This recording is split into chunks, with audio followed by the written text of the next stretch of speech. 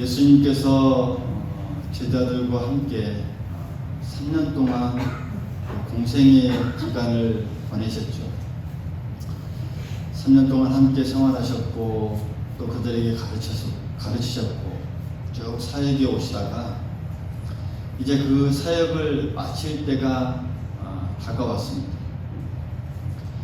이제 십자가에서 죽으시고 또 부활하시고 승천하셔서 아버지께로 돌아갈 때가 된 것이죠.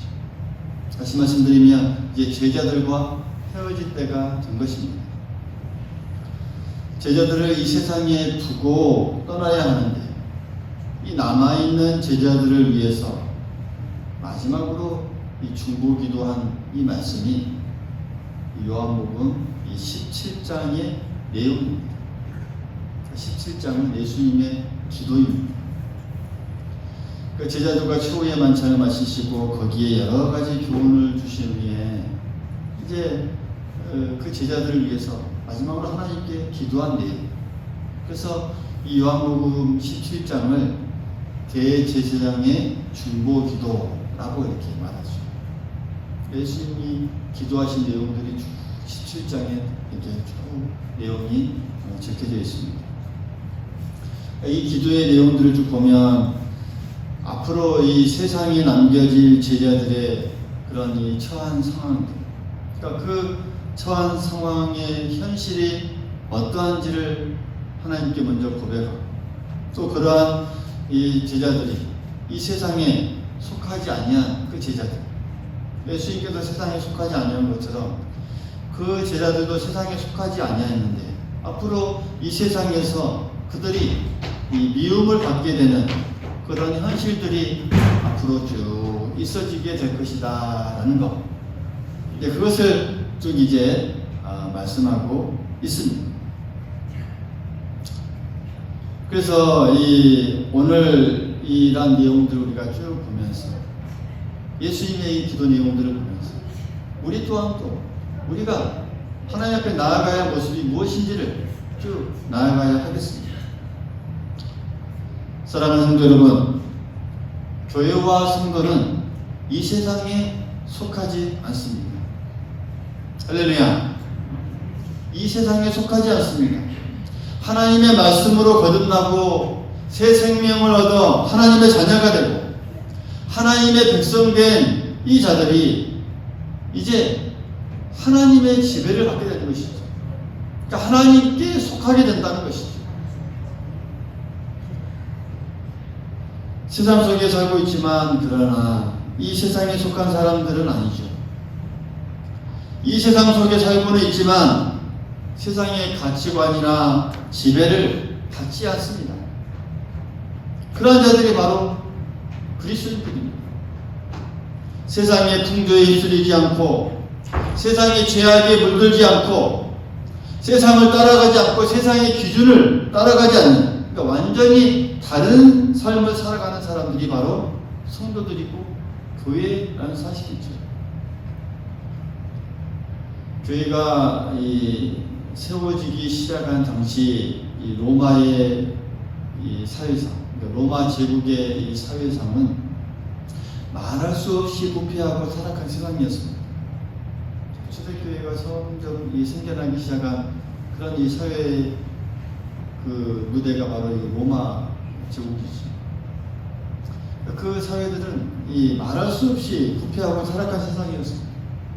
그러니까 사치스러운 어떤 이 문화, 사치스러운 잔치, 축제, 거기에 성도덕이 아주 혼란했습니다.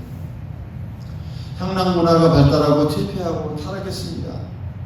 사람끼리 싸움을 붙여서 서로 피 흘리고 서로 죽이는 것, 이것을 보고 즐거워했습니다. 뿐만 아니라 사람과 또 이 짐승, 맹수와 싸움을 붙입니다. 피투성이 되고 죽어가는 것을 즐거워했던 그런 사회였습니다. 인간이 할 수 있는 가장 어떻게 보면 자극적인 이런 이 쾌락을 찾아서 퇴폐하고 타락했던 그 당시의 사람들이었죠. 그러한 당시 사회와는 달리 이 초대교회는 완전히 다른 삶을 살았습니다.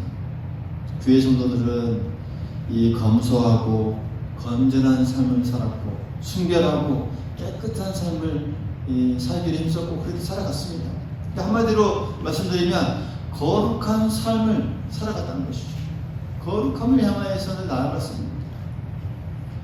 그러니까 세상과 반대로 이렇게 거룩을 추구하다 보니까 약간 로마 사람들은 이 자신들과 다른 이 교회와 성도들을 미워했죠.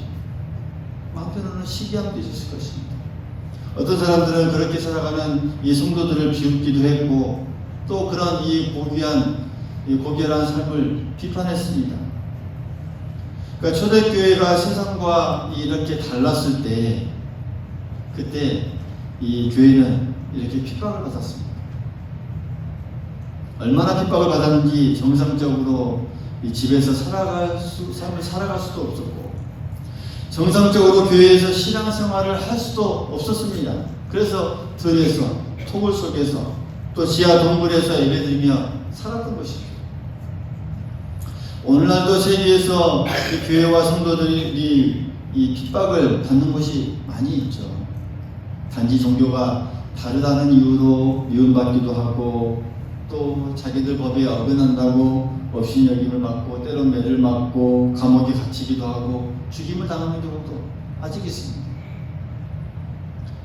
그러니까 세상에 속하지 아니하는 그런 삶을 살아가게 돼 이 제자들 그들을 보면서 예수님께서 이렇게 기도한 것이죠. 이러한 상황을 훤히 꿰뚫어 보신 예수님은 이 제자들을 남겨두고 떠나시면서 또 앞으로 세상에서 미움받고 핍박받을 그 교회와 성도들을 생각하면서 하나님 앞에 이렇게 기도를 드립니다. 오늘 15절의 이 말씀을 보면 같이 한번 읽어보시죠. 15절의 말씀입니다. 시작.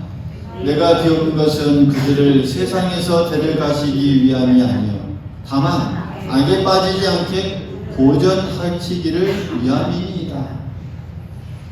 그러니까 제자들을 위해서 장차 또한 이 성도들과 교회를 위해 하신 기도는 그들을 세상 속에서 보존해 달라는 기도입니다.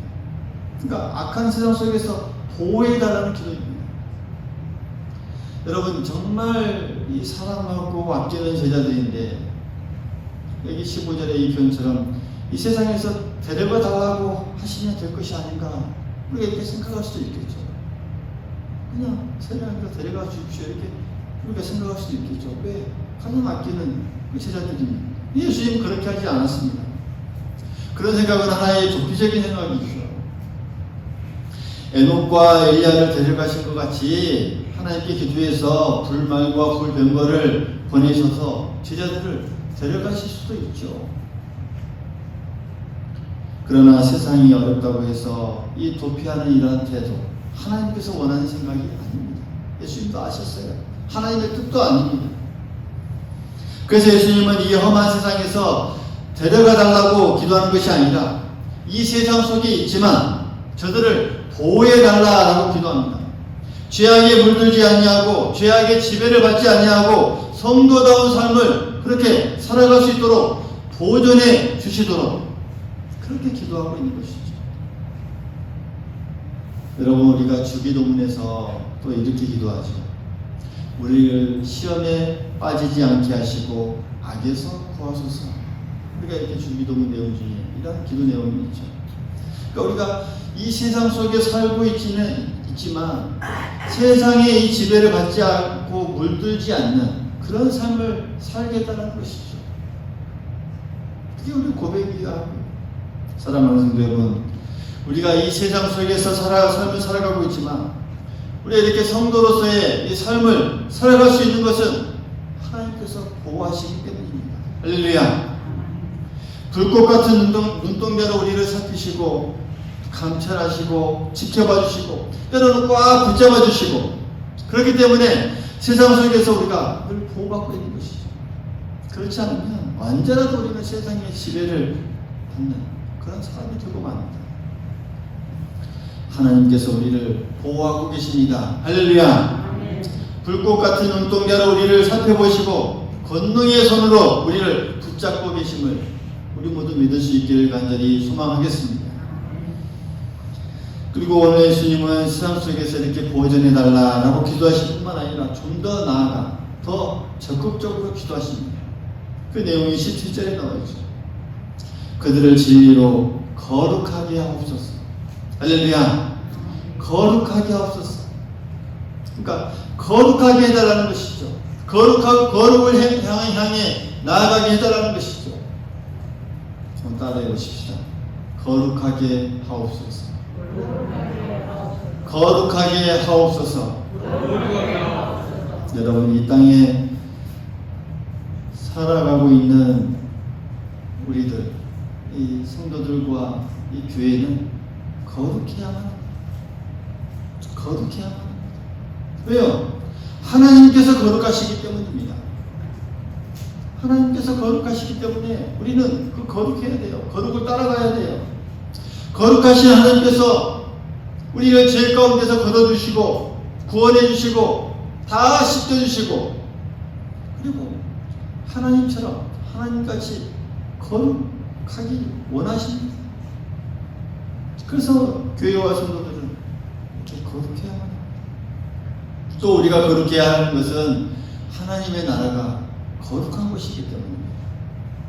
우리가 가야 할 그 나라, 영원한 그 나라가 거룩한 것이기 때문입니다. 요한계시록을 보면 하나님의 나라에 대해서 여러 가지로 묘사하고 있습니다. 그러니까 많이 등장하는 게 그런 하나님의 나라의 그 모습을 묘사하면서 금, 갖가지 보화들, 보석들을 많이 열거하고 있죠. 그래서 남보석, 녹보석, 홍보석, 청옥, 유리 같은 정금, 수정과 같은 유리바다, 이런 표현들이 이 요한계시록에 이렇게 표현되고 있습니다. 묘사되고 있습니다. 그런데 요한계시록의 이 주제는 보석이 주제가 아닙니다. 가장 많이 쓰이고 중요하게 또 중요한 주제라고 한다면 바로 거룩입니다. 거룩이 주제입니다. 거룩해야 한다는 것이죠. 그러니까 요한계시록에 나오는 그 성도들의 이 형상 모습을 보면, 다시 말씀드리면 이 천국의 성도들이죠. 하나님 앞에서 거룩으로 찬양을 드립니다. 이런 표현들이 많이 나와요. 그리고 그 나라는 흰옷을 입은 자만이 들어간다 라고 나오죠. 흰옷을 입은 자라고 말씀드린 것은 거룩을 말씀드리죠. 그 나라는 거짓이 없고 더럽혀지지 않고 흠없는 자만이 들어간다. 그러니까 거룩한 곳이며 거룩한 백성들이 모이는 그곳이 바로 천국이다, 하늘나라다, 이렇게 묘사하고 있어요. 따라서 교회는 그러한 이 거룩을 사모하는 자들이 모이는 곳이 바로 교회예요. 그리고 이 교회는 그러한 자들이 모여서 이 땅에서, 이 세상에서 하나님의 나라의 하나의 모형으로서 우리 교회가 세워져 나가는 것이죠. 때문에 교회는 늘 거룩하고 정결을 향해 나아가야, 또 순결을 향해 나아가야, 세상과 구별되는 곳이어야 한다는 말씀입니다. 여러분, 그럼 어떻게 해야 우리가 이렇게 거룩해질 수 있을까? 오늘 이 17절의 말씀을 보면 그 방법을 우리에게 말씀해 주고 있습니다. 어떻게 해야 우리가 날마다 새로움을 입을 수 있나? 따라해 봅니다. 진리로 거룩하라. 진리로 거룩하라. 그러니까 거룩하라라고, 거룩하게 하옵소서 말씀하면서 진리로 거룩하라 라고 말합니다. 그 뒤에 뭐라고 말씀합니까? 아버지의 말씀은 곧 진리입니다. 그러니까 하나님의 말씀으로 거룩하라는 것입니다. 할렐루야. 하나님의 이 말씀으로 날마다 거룩을 향해 나아가요. 거룩해야 합니다. 히브리서 4장 12절에서 13절 말씀을 보면 이 하나님의 말씀에 대해서 이렇게 설명하고 있습니다. 하나님의 말씀은 살아있고 활력이 있어 좌우에 날선 어떤 검보다도 예리하여 혼과 영과 및 관절과 골수를 찔러 쪼개기까지 하며 또 마음의 생각과 뜻을 판단하나니 지으신 것이 하나도 그 앞에 나타나지 않음이 없고 우리의 결산을 받으실 이의 눈앞에 만물을 벌거벗은 것 같이 드러납니다. 할렐루야. 특히 말씀에 대해서 우리에게 표현하고 있습니다. 한번 또 집에 돌아가셔서 한번 이 말씀을 잔잔히 묵상해 보십시오. 히브리서 4장 12절에서 13절의 말씀입니다. 우리가 몸이 아프면 병원에 가서 CT 촬영을 하고 또 MRI를 찍습니다. 그렇게 되면 우리가 이 겉으로 보이지 않는 이 알 수 없는 우리의 어떤 속이 다 드러나죠. 다 드러납니다. 그래서 거기에 안 좋은 부분들, 더러운 부분들, 지저분한 부분들, 잘못된 부분들을 우리가 스스로 도려내고 다 잘라내면 이제 건강을 찾게 되죠. 아팠던 것들이 다 이렇게 치료하게 되죠. 하나님의 말씀이 그렇습니다. 우리 속에 깊이 숨겨져 있는 내가 이것을 알지 못하는, 깨닫지 못하는 것들을 깨닫게 해줍니다. 드러나게 해줍니다. 죄와 더러운 것들을 다 소속들이 다 드러나게 합니다. 그리고 하나님의 말씀은 이런 칼과 같아서 드러난 그 모든 죄를 다 제거해버리는 역할을 합니다. 그래서 우리가 깨끗하게 씻게 되는 것이죠. 또 하나님의 말씀은 또 한편으로 보면 이 추를 매단 이 다림줄과 똑같습니다. 그러니까 벽돌을 쌓아버릴 때 우리가 추를 매달은 이 다림줄을 쭉 놓아야 기울지 않고 그 벽돌을 똑바로 쌓아 올라갈 수가 있죠. 마찬가지입니다. 하나님의 말씀은 우리에게 이렇게 삶의 기준이 됩니다. 기준이 되어져요. 똑바로 살아가고 있는지, 바로 가고 있는지. 우리가 삶을 살아가다가 우리에게 삐뚤어지거나 이 잘못된 것을 하나님의 말씀이라는 이 기준에 맞추어서 바로잡는 것이죠. 바로잡아요. 하나님의 말씀은 이렇게 우리의 죄를 다 드러내게 해주고 또 씻게 해주고 제거해주고 깨끗하게 하여서 우리를 거룩하게 만들어간다라는 사실 우리 모두 기억할 수 있기를 간절히 소망하겠습니다. 그래서 우리가 더 중요하게 짚고 넘어가야 할 부분은 그렇습니다. 그동안 우리가 알지도 못하는 사이에 내가 세상에 물들어 세속화되고 있는 그런 부분이 내 마음이나 생각이나 내 삶의 부분에 있어서 있지는 않은지를 우리가 점검해 봐야 해요. 돌이켜봐야 합니다. 나에게 있는 어떤 이 거룩함, 순수성, 이 순결함 이것이 점점 사라져가고 있지는 않은지. 그래서 우리가 가장 우리의 신앙의 기본적인 그 하나님의 계명이 있죠. 십계명이라는 게 있습니다. 그 말씀 앞에 정말 우리 자신을 비추어 봐야 합니다. 그래서 내 개인의 죄, 또 우리의 이 가정의 죄, 교회의 죄, 우리 사회의 죄 무엇인지를 우리가 다 바라볼 수 있어야 합니다.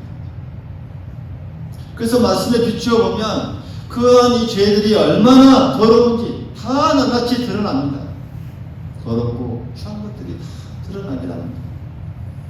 그래서 하나님 앞에 그러한 이 부끄럽고 또 이 마음의 찔림을 가져서 그런 모든 세속화되고 더러운 죄를 하나하나 다 고백할 수 있는 것이죠. 회개할 수 있는 것이죠.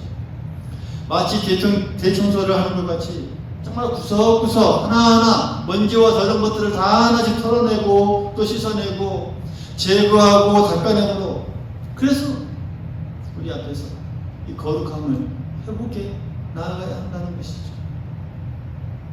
이런 거룩함을 회복해 나아가는 우리 모두가 될 수 있기를 간절히 소망하겠습니다.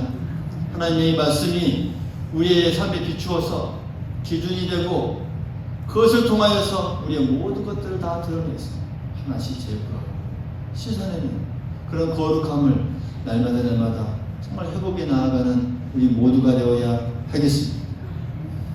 그리고 또한 주님은 그런 이 거룩함을 회복한 이 자들을 세상 속으로 보내시기를 원하십니다. 거룩함을 회복한 자들이 이제 세상으로 나아가야 합니다. 주님께서 거룩하게 해달라고 기도하시면서 거룩하게 된 자들을 세상 속으로 보내시기를 기도합니다. 18절에 보면 그렇게 말씀하고 있죠. 아버지께서 나를 세상에 보내신 것 같이 나도 그들을 세상에 보내었고. 할렐루야. 우리는 세상에 보내었습니다. 당시 제자들을 세상에 보내었고 오늘 우리를 세상에 보내고자 하십니다. 할렐루야. 주님께서 거룩함을 입은 그 우리를 세상에 보내시기를 원하신다는 것이죠. 거룩함을 힘입은 자들이 세상으로 나아가야 한다는 것이죠. 오늘 이 기도의 내용을 우리가 전자하는 묵상입니다. 세상이 미워하는데도 제자들을 그 세상 속에 두시고 그리고 제자들을 데려가시도록 기도하시는 것이 아니라 이 세상에 거하면서 죄에 물들지 않고 거룩하게 만들어서 다시 세상에 다시 보내겠다고 그런 기도의 내용이 그러니까 세상으로부터의 이 도피하는 것이 아니다. 세상으로 나아가서 온전히 다시금 세상에 대해서 도전하기를 원하시는 것입니다. 사랑하는 성도 여러분, 거룩한 교회만이 세상에 도전할 수 있습니다. 할렐루야. 거룩한 성도만이 세상 속에 나아가서 세상을 변화시킬 수 있습니다. 따라서 세상과 구별되어야 하고 세상과 달라져야 하는 이유가 바로 여기에 있습니다. 교회가 거룩해질 때, 성도가 거룩해질 때, 그 거룩한 교회만이, 거룩한 성도만이 세상 속에서 이 하나님의 사명을 감당할 수 있는 것이죠. 거룩하지 못하고 어떻게 세상 속에 나아가서 또 그것을 뭐라고 말할 수 있겠습니까? 그래서 우리는 이 세상이 우리를 볼 때 도리어 두려워하게 합니다. 무엇으로요? 거룩함을 가지고 있습니다. 거룩함을 가지고 있으니 이제 저들이 무서운 것이죠. 그래서 세상이 그런 우리를 존경합니다. 더 귀하게 여깁니다. 그래서 세상이 볼 때 자기들이 가지지 못한 이 거룩함을 교회와 성도들이 가지고 있기에 부러워하는 하나의 선망의 대상이 될 수 있다는 것이죠. 그러면서 그런 사람들로 하여금 이런 마음을 느끼게 하는 것이죠. 지금은 신앙생활을 하고 있지 않지만 나도 저 사람들과 같이 예수 믿는 사람이 되고 싶다, 교회 나가고 싶은 사람이 되고 싶다, 이런 마음이 들게 해야 하지 않겠습니까? 사랑하는 성도 여러분, 하나님의 교회와 성도는 거룩해야만 합니다. 세상과 달라져야 합니다. 우리는 정결하고 깨끗하고 순수하고 순결을 향해 나아가야 합니다. 어떻게 이렇게 거룩해질 수 있습니까? 하나님의 말씀으로 늘 우리의 자신을 비추어 보면서 또 우리의 죄가 드러나고 또 거기로부터 우리가 회개하고 또 거기서부터 또 모든 죄를 다 씻어내야 합니다.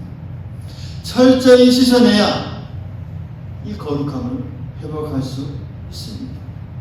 그리고 그런 거룩함을 우리가 회복할 때 세상 속에 나아가서 복음을 증거하고 세상을 변화시킬 수 있는 그 하나님의 그 사명을 감당할 수 있습니다.